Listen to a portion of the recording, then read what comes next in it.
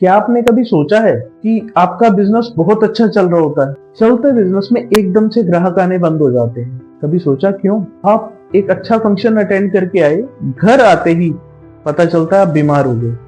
कभी सोचा है क्यों? क्या नेगेटिव एनर्जीज होती हैं या नहीं?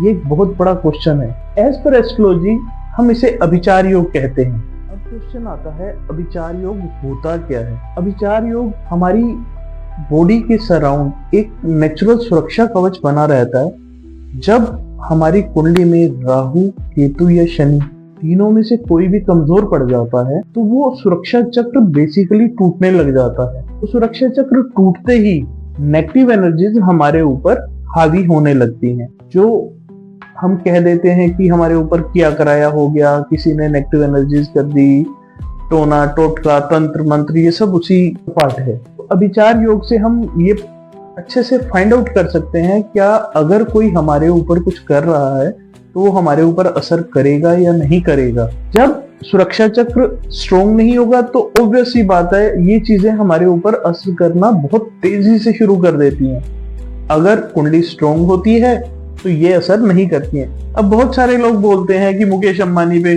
क्यों नहीं असर करता, मोदी जी पे असर क्यों नहीं करता। असर सब पे करता है। हर आदमी अपनी सुरक्षा कवच लेके चलता है। हर आदमी दिखाता नहीं है कि मैंने ये सुरक्षा ली है या नहीं ली है। हर आदमी अपनी सुरक्षा करके चलता है। जिस इंसान को ये पता नहीं होता कि उसकी कुंडली वीक है या स्ट्रोंग, वो इंसान लापरवाह होके चलता रहता है और उन्हीं पे ही बहुत तेजी से ये तंत्र मंत्र काम कर जाता है। कोई अगर छोटा सा भी प्रयोग आपके ऊपर कर देगा तो आप पे नेगेटिव एनर्जी इंपैक्ट करेगी ही करेगी। अब फाइंड करते हैं कि कुंडली में कैसे फाइंड करेगी राहु केतु शनि कमजोर हैं या नहीं है। अब राहु केतु शनि के लिए हम कुंडली चार्ट देखते हैं। ये हमारा कुंडली चार्ट है। ऑलमोस्ट सबको पता है कुंडली चार्ट क्या होता है। ये हमने कुंडली बना ली। अब बेसिकली सबको पता ही होगा, फिर भी मैं बता देता हूँ। हम अभी सिर्फ भावों की बात कर रहे हैं। भाव क्या है? ये 1 number, 2 number, 3 number, 4 number, 5 number, 6 number, 7, 8, 9, 10, 11, 12, ये 12 भाव हैं। इनमें राशियां कुछ भी हो सकती हैं, किसी भी तरह से वो ऊपर नीचे हो सकती हैं। कोई भी राशि किसी भी घर में हो सकती है, बट हम अभी सिर्फ भावों की बात कर रहे हैं। अगर राहु, केतु और शनि हमारी कुंडली के 6, 8वें या 12वें भाव, इन तीनों भावों में से किसी एक में भी हैं तो अभिचार योग बनता ही बनता है। मींस कोई भी इंसान हमारे ऊपर कुछ भी थोड़ा सा भी नेगेटिव प्रयोग करेगा तो हमारे ऊपर 100% इंपैक्ट डालेगा। तो इन चीजों को अंधविश्वास नहीं मानिए, ये सुपरस्टिशियस नहीं है। सुपरस्टिशन होता है जब हमें किसी चीज के पीछे का लॉजिक नहीं पता हो और हम उस चीज को मान लें।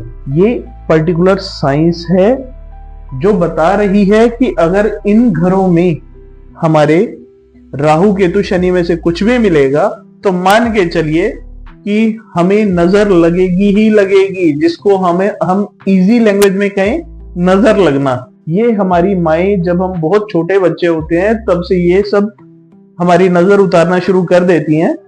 ठीक है, तो वो अंधविश्वास नहीं है। जिन जिन बच्चों की कुंडली में ये योग होगा या जिस बड़े की कुंडली में ये योग होगा, ये मान के चलिए कि उसको नजर लगेगी ही लगेगी। नेगेटिव एनर्जीज उस पर बहुत तेजी से काम करती हैं। नेगेटिव एनर्जीज है नहीं है, हर आदमी का अपना अपना ओपिनियन है। आप ये मान के चलिए कि अगर हम पॉजिटिव एनर्जी को मानते हैं तो हमें नेगेटिव एनर्जी को भी मानना पड़ेगा। ठीक है, और कुछ स्पेसिफिक नक्षत्र हैं जिनमें ये योग और भी ज्यादा घातक हो जाते हैं। जैसे एग्जाम्पल के लिए आद्रा नक्षत्र। इस नक्षत्र में अगर आपका जन्म हुआ है तो ये चीजें और भी ज्यादा इंपैक्ट करती हैं आपको। हमेशा आपके मन में एक अजीब सा डर बना रहेगा। ऐसे ही अश्लेषा नक्षत्र क्या करता है? अश्लेषा में अगर आपका जन्म हुआ है और आपकी कुंडली वीक है तो हमेशा आपके रिश्तों में तनाव बना रहेगा। ठीक है, ऐसे ही मूला नक्षत्र है। अब मूला नक्षत्र में हमने सबने सुना है, जैसे ही मूल नक्षत्र में गंड मूल में पैदा होता है बच्चा, एक बहुत बड़ी पूजा पंडित जी बता देते हैं और लोग कहते हैं अंधविश्वास कर रहे हैं। आज की जनरेशन स्पेसिफिकली बोलती है। तो मूला नक्षत्र में पैदा होने के बाद स्पेसिफिकली इसीलिए पूजा करवाई जाती है कि जो भी उसके बैड इम्पैक्ट्स हैं कम से कम हम उनसे बाहर आ जाएं। एक और नक्षत्र है जैसे ज्येष्ठा, ये भी हमेशा अगर ज्येष्ठा में भी अगर आप पैदा हुए हैं और आपकी कुंडली वीक है तो वो क्या करेगा, हमेशा आप किसी ना किसी से लड़ते रहेंगे या कोई ना कोई आपसे जबरदस्ती लड़ता रहेगा। तो ये मान के चलिए कि अगर इन नक्षत्राज में पैदा हुए हैं हम लोग तो थोड़ा सा और ज्यादा स्पेसिफिक हो गई हैं चीजें आपके लिए। अब आपको समझ नहीं आएगा, आप बीमार हो रहे हैं, डॉक्टर कह रहा है आपको कुछ है नहीं, तो चीजों को डेप्थ में समझना भी बहुत जरूरी है। ये एक पर्टिकुलर इम्पैक्ट, क्या नेगेटिव इम्पैक्ट आ रहा है आपके ऊपर, ये भी समझिए। अब बारी आती है कि ठीक है जी, आपकी कुंडली में अभिचार योग तो है, बट अब इसका सॉल्यूशन क्या है? अब कुंडली तो बदली नहीं जा सकती ना, बर्थ चार्ट तो आप अपना कभी बदल ही नहीं सकते। तो अब हमें ये समझना है कि अभिचार योग तो आ गया, अब इसका सॉल्यूशन क्या निकालें। इसकी वैसे तो मैं हमेशा कहता हूं हर कुंडली के लिए एक डिफरेंट रेमेडीज होती हैं जो स्पेसिफिक उस कुंडली के लिए काम करते हैं, बट फिर भी कुछ जनरल रेमेडीज होती हैं जो सारे ही कर सकते हैं। बहुत छोटी छोटी 2-3 रेमेडीज बता रहा हूं जिसको कोई भी कर सकता है।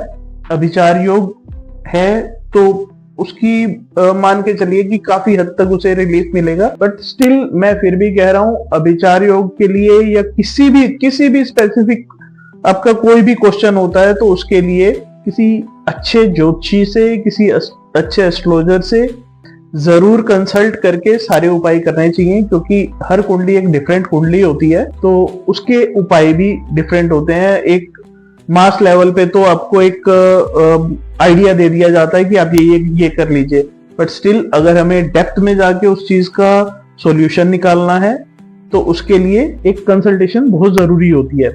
चलिए, अभिचार योग अगर आपकी कुंडली में है, सबसे पहला जो रेमेडी है दैट इज आपको सूर्य उदय होने से पहले उठना है बाय एनी हाउ। ठीक है, बहुत सिंपल सी बात है।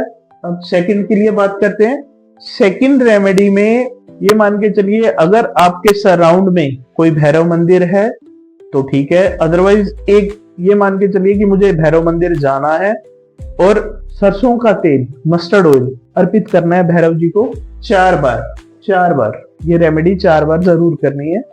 ठीक है, एक छोटा सा उपाय और है, अपने घर पे इवनिंग के टाइम गूगल, लोबान और कपूर, ये तीनों चीजें थोड़ी थोड़ी क्वांटिटी में ले लीजिए और उसे एक कोयले पे या एक दिए में करके जला लीजिए। जला देंगे और उसका जो धुआं है वो अपने घर में सारी जगह उस धुएं को, उस दिए को, उस कोयले को, जो भी आप कर रहे हैं उसको अपनी सारी घर में घुमा दीजिए। तो आपको बहुत रिलीफ मिलेगा, मानिए बहुत रिलीफ मिलेगा। जो आपके रिश्ते बिगड़ रहे हैं, जो आपके मन में डर बना रहता है, जो भी चीजें दिक्कत हो रही हैं, आप इस योग से बाहर आ जाएंगे। बट स्टिल फिर भी कोई भी आपका क्वेश्चन हो तो आप कमेंट कीजिए, मैं उसका आंसर देने की कोशिश करूंगा जरूर।